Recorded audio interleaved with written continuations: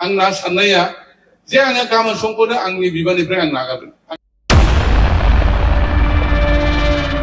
आंनि दलनि खामानिखौ आं बेखौ माने मोननो खारन दुमुथिया नुगोन बे हिसाबै आं लुबैदों जोंनि आमथेखानि रायजोफ्रा बा नैबे मानासरनि साहा थानाय मोनबा बिसिडिसि पाटाबारि बिसिडिसि खैलामेला बिसिडिसि आमथेखा बिसिडिसि आरो बेनिफ्राय आनन्द बिटिनि बिसिडिसि बागमारा मालिबिटा बिसिडिसि मोनबा बिसिडिसियाव 25,000 भटार दं रायजोफोर बे मोनबा बिसिडिसिनि 25,000 रायजोखौ एनडिपिआ उदां खालामदों दिनै जायफ्रा खोनायोब्ला गाज्रि मोनगोन बिथांमोना किन्तु बिसोरो जोंखौ मनोजोब्बायमोन बिसोरनि मनोजोबनोखौ मनोजोब होयिया एकमात्र एनडिपि दा एनडिपिनि अननायाव जों मनोजाजोबाखिसै बेनिखायनो जों रैखा मोनदों बिनि बिनिमयाव जोङो एनडिपिखौ सापर्ट खालामनाया जोंनि बे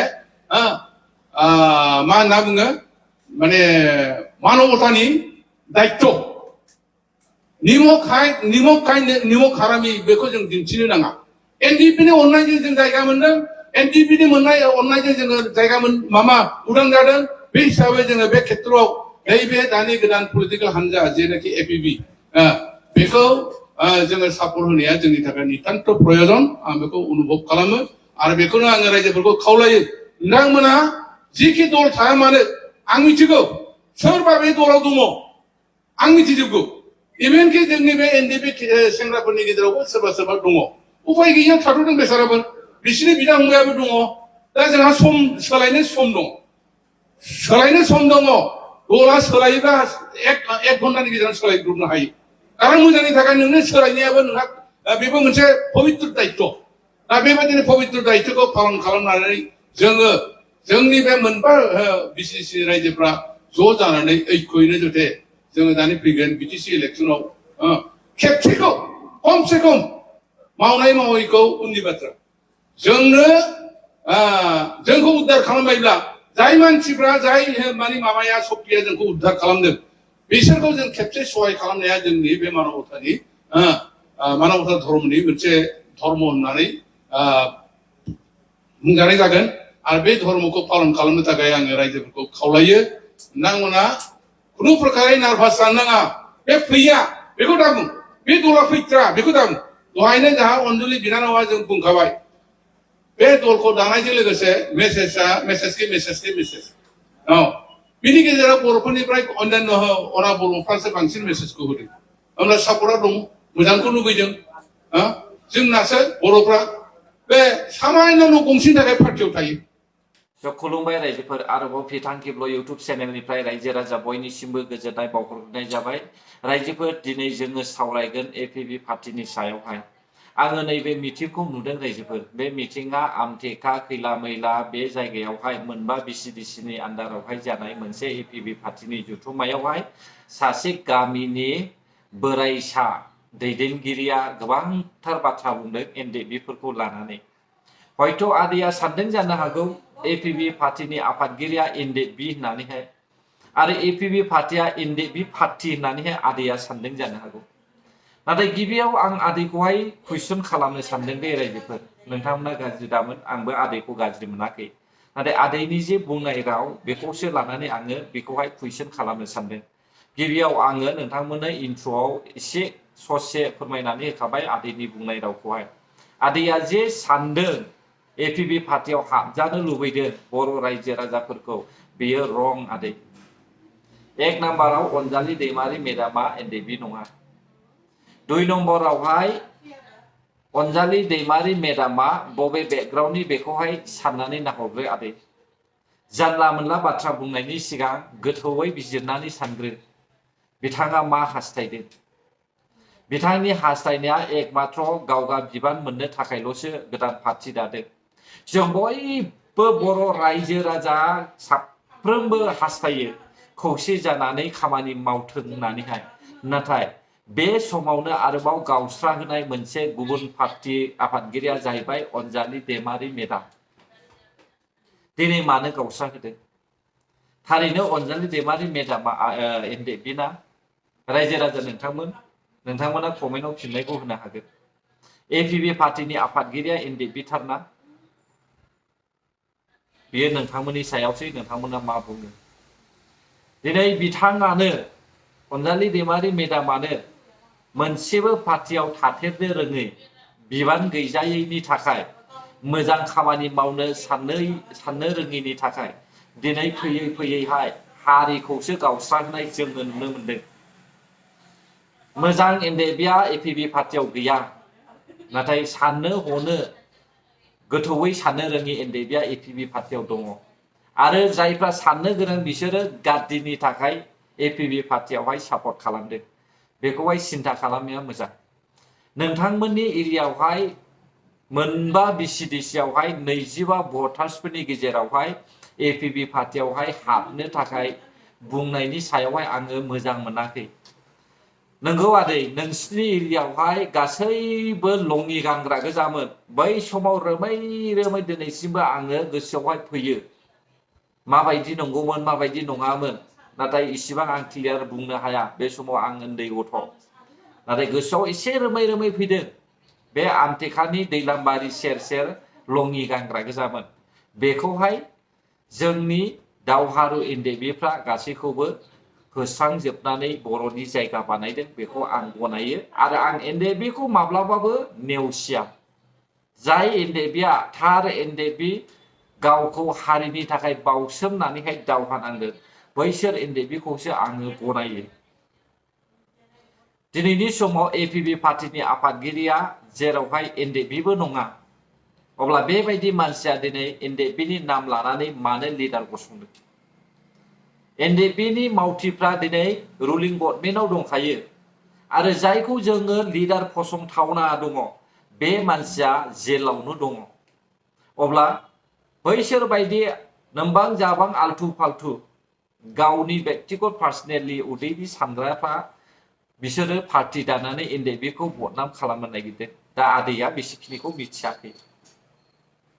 हयथ' आदैया मोनथिदों जानो हागौ। बे स्टेजाव गसंनानैहाय जानला मोनला बाथ्रा बुंनायनि सिगां एसे सालाय हमथानानै बाथ्रा बुंनाया मोजांमोन।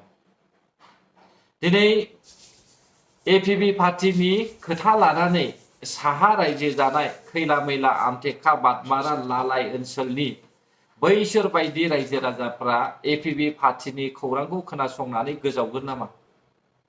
सोर साबेसेया दिनैनि समावहाय बै साहा ओनसोलावहाय भुटान बर्डाराव रायजो जानाय रायजो राजाफ्रा एपिबि पार्टिखौहाय सापर्ट खालामो? नोंथांमोना सानदों नामा एपिबि पार्टिखौ सापर्ट खालामोब्ला बड'लेण्डआ जागोन होननानै?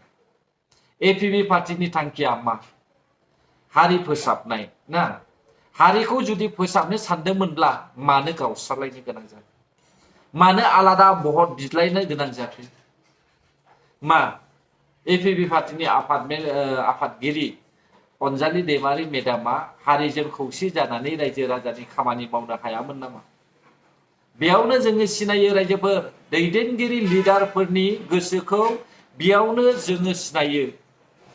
सासे दैदेनगिरिया मोनसे गाद्दि हास्थायनानैहाय माबायदि खोथा बासन समाजनि गेजेरावहाय फोसावो, बेखौहाय जों बेयावनो आन्दाज मोनो। मोनसे जायगायाव थाथेरनो रोङै ओरै बारस्लायलाय हरै बारस्लायलाय खालामग्रा सासे आफादगिरिखौहाय जों मानो मदद खालामनो? गाबोननि समाव एपिबि पार्टिया देरहायोब्ला जोंनि चिरां जिल्लायावहाय एपिबि पार्टिया फैगोन ना? आं सानो माब्लाबाबो बिसोरो महर मुस्रि दिन्थिफैनाय नङा। जोंनि चिरां ओनसोलावहाय आमटेका खैला मैला बै बादमारा लालायावहाय रायजो जानाय रायजो राजाफोरनि मोखाङावहाय जेरैहाय इउपिपिएल पार्टिनि सिएम प्रमद बर' सारा गिदिंबायो, बेबायदि बिपिएफ आरो एपिबि पार्टिया माब्लाबाबो नुजाफैनाय नङा। बेनिखायनो सिन्था खालाम, नोंथांमोना एपिबि पार्टिखौहाय सापर्ट खालामनायनि सिगां बेनि बेकग्राउन्डखौहाय सानहरग्रो। अनजालि दैमारि मेदामा बिपिएफ पार्टिनि सासे मावथिखा। फर लाइक एग्जाम्पल बिस्वजित दैमारि सार। बिस्वजित दैमारि सारा दिनैहाय मा खालामनो नागिरदों? लाब गैया रायजोफोर, मिथिबाय दा? बे आदैनि बुंनाय हख्राव हख्राव बाथ्रा बुंनायनि सायावहाय गलिनोहाय रावबो दासान। जोंनि दानि जे इउपिपिएल सरकार आबसु आरो एनडिएफबि एकर्ड जानानै जे खामानि मावदों, बिनि थ्रुयैनो जोंनि बर' हारिया गोजोन सान्थि संसारखौ जानो मोनदों।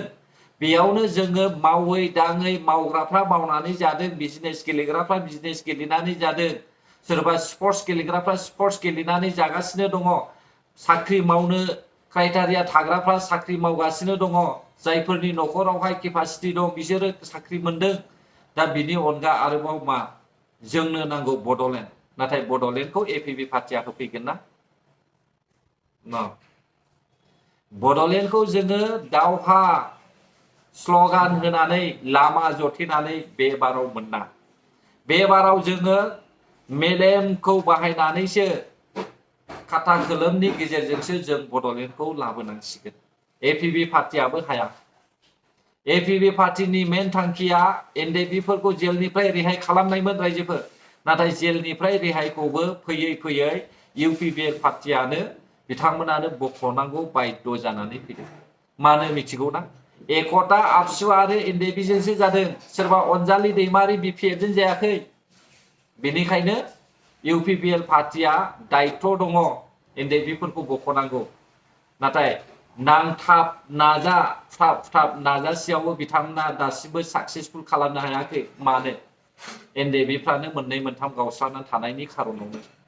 दिनै अनजालि दैमारि मेदाम बायदि सासे साननो गोरों मानसिया एनडिएफबिनि नाम लानानै माखासे गावखौनो थिफुदलि गोरों दिन्थिनानैहाय गोदान पार्टि दानाय, बेफोरबायदिया मोजां नङा। खौसेसो जानो नागिरदोंमोन, हाग्रामा महिलारि सारखौहाय रायज्लायदोंसोमोन खौसे जानायनि। नाथाय जोङो मा नुनो मोनखो? दिनैहाय एपिबि पार्टिनि आफादगिरि अनजालि दैमारि मेदामा एनडिएफबिनि नाम लानानै दिनै गोदान पार्टि दादों। बेखौनो रायजो राजाफ्रा नंगौ होननानै सानो नामा? बेखौनो फोथायो नामा? अनजालि दैमारि मेदामखौहाय आङो गाज्रि होननानै बुङा, नाथाय बिनि जे हास्थायनाय आं बेखौसो मोजां नुहुराखै। बिथाङा मोजां मोनब्ला खौसे जानानै खामानि मावोमोन। बियो गाद्दिल' लुबैयाखैमोनब्ला बियो गोरोबज्लायनानै रायजो राजाफोरजोंहाय मोजांनि हाबा मावगौमोन। नाथाय बियो गाद्दि लुबैदों, गाद्दि हास्थायनायनि खारनावसो बिथाङा गावनि उदै फेदेरनो नागिरनायनि खारनावसो दिनैनि समावहाय गोदान पार्टि दानानै रायजो राजाफोरखौहाय गावस्रा गावस्रि खालामदों। नोंसोरलाय मा बुजिदों? दा नोंथांमोना मा बुजिखो आंनि बुंनायावहाय? जुदि नोंथांमोना गोरोन्थि सानदोंब्ला गाव गावखौनो सुद्रायनानै लाब्लानो जाबाय। नाथाय आं एनडिएफबिखौ माब्लाबाबो नेवसिया। एनडिएफबिखौ आङो मोजां मोनो। आं जेसेबांनाखि एनडिएफबिखौ मोजां मोनो, हयथ' सोरबाया एसेबांबो मोजां मोना जानो हागौ। जोंनि बर' हारियाल' एनडिएफबिखौ मोजां मोनो, गुबुन हारिया मोजां मोना माब्लाबाबो। बेखौ सिन्था खालामनाया मोजां रायजोफोर। दा अनजालि दैमारि मेदाम बायदिया जोंनि बर' हारिनि गेजेरावहाय रायजो राजाफोरनि गेजेरावहाय फैनानै बेफोरबायदि बाथ्रा बुंफैनाया मोजां नङा। आरो नैबे आदैया जे बुंदों, बे आदैनि बुंनायाबो साबजाथावना नङा। अब्ला रायजोफोर भिडिअआव बेसेखिनियानोमोन। गोजोन्थों जायफ्रा आंनि भिडिअखौ जोबजासे नायबाय। बर' हारि जै जाथों, जै बर' हारिनि।